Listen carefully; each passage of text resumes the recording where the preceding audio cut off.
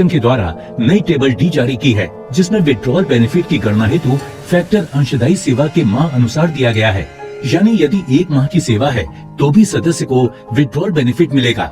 आइए इसे एक उदाहरण से और स्पष्ट कर देते हैं। यदि किसी सदस्य ने 4 माह अंशदायी सेवा करने के बाद नौकरी छोड़ दी हो और उसका वेतन 10,000 रूपए हो, तो उसे टेबल डी में 4 माह के लिए दिए गए फैक्टर 0.33 से 10,000 को गुणा कर विड्रॉल बेनिफिट मिलेगा, यानी उसे 3,300 रूपए मिलेंगे।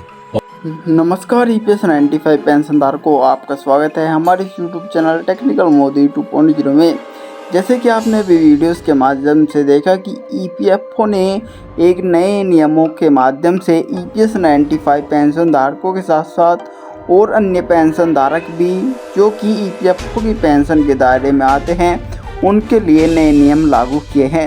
साथ ही में जो कि सरकार ने इसमें पेंशन धारकों को बहुत ही अधिक फ़ायदा देखने को मिलेगा, जिसने कि पहले नियमों में था कि 6 महीने तक नौकरी करने के बाद ही वह जो कि विड्रॉल बेनिफिट का लाभ ले पाता था। अब यदि आप 6 महीने से भी कम 4 या 3 महीने भी काम करते हैं तो आपको विड्रॉल बेनिफिट का फ़ायदा मिलेगा, यानी कि 3 से 4 हज़ार रुपये आपको आपके खाते में अधिक देखने को मिलेंगे।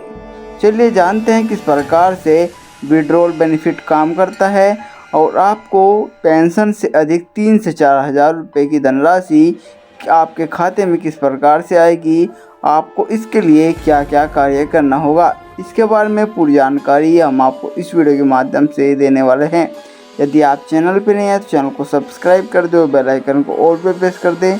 चलिए बढ़ते हैं अपनी खबरों की तरफ, किस प्रकार से आप इसका लाभ उठा सकते हैं। योजना के अंतर्गत विड्रॉल बेनिफिट के बारे में बताने जा रहे हैं। कर्मचारी पेंशन योजना से कोई सदस्य यदि 10 वर्ष की कॉन्ट्रीब्यूटरी सर्विस पूरी करे बिना ही नौकरी छोड़ देता है और ऐसे किसी अन्य प्रतिष्ठान में नहीं ज्वाइन करता है जहां EPF एक्ट लागू है, तो वो पेंशन योजना में किए गए अंशदान को वापस ले सकता है, जिसे विड्रॉल बेनिफिट कहते हैं।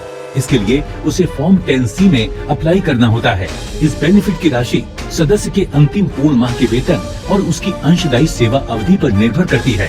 अंतिम वेतन को पूर्ण की गई सेवा के वर्षों के अनुसार टेबल डी में दिए गए फैक्टर से मल्टीप्लाई कर विड्रॉल बेनिफिट राशि का निर्धारण किया जाता है।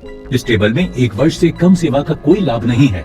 पेंशन योजना में 6 माह या इससे अधिक सेवा को राउंड ऑफ करके 1 वर्ष और उससे कम को 0 कर दिया जाता है। अतः यदि किसी सदस्य की कुल सेवा 6 माह से कम हो तो उसके पूर्ण वर्ष 0 माने जाते थे और उसे कोई विड्रॉल बेनिफिट नहीं मिलता था। विड्रॉल बेनिफिट की गणना हेतु फैक्टर अंशदायी सेवा के माह अनुसार दिया गया है, यानी यदि 1 माह की सेवा है तो भी सदस्य को विड्रॉल बेनिफिट मिलेगा। आइए इसे एक उदाहरण से और स्पष्ट कर देते हैं। यदि किसी सदस्य ने 4 माह अंशदायी सेवा करने के बाद नौकरी छोड़ दी हो और उसका वेतन 10,000 रूपए हो, तो उसे टेबल डी में 4 माह के लिए दिए गए फैक्टर 0.33 से 10,000 को गुणा कर विड्रॉल बेनिफिट मिलेगा, यानी उसे 3,300 रूपए मिलेंगे।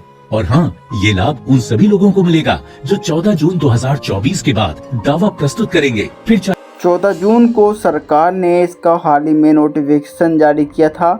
उसमें नोटिफिकेशन के माध्यम से इसको लागू किया गया था। अब इसमें कई बड़े चेंजेस किए गए हैं और चेंजेस के बाद इसको फिर से लागू किया गया है।